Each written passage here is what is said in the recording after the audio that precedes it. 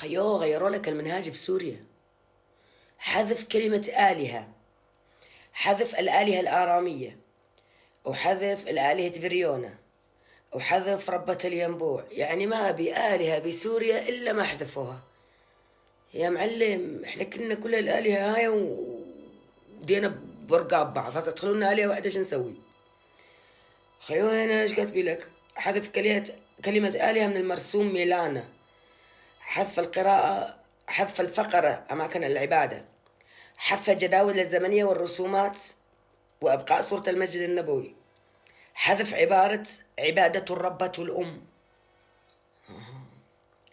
تصدقون إزالة صورة الحمامة التي ترمز للآلهة. تصدقون أني أول مرة انتبه أنه منهاجنا كان كلياته هبة الآلهة،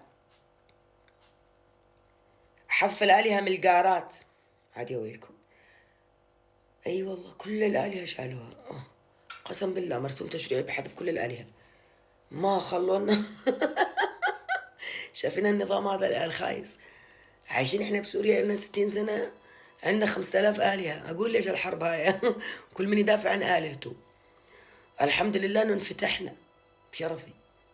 صحيح هو الفتح كان كذا يخوفوها، بس الحمد لله انفتحنا أخيرا ورب الكعبة ومكيفين. قد ما احنا مكيفين كل يومين دولة خيوط دقت لك الباب، دق دق دق، مبروك الفتح مبروك الفتح. قسم بالله عايشين شعور العروس، العروس المفتوحة هيك دمشق جديد، وكل واحد يجي شوي يسلم عليك.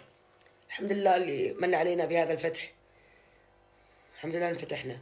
حاسين زنوب ايش حادث في النهاية؟ يعني رغدة الممثلة ما تيجي على سوريا خير والله.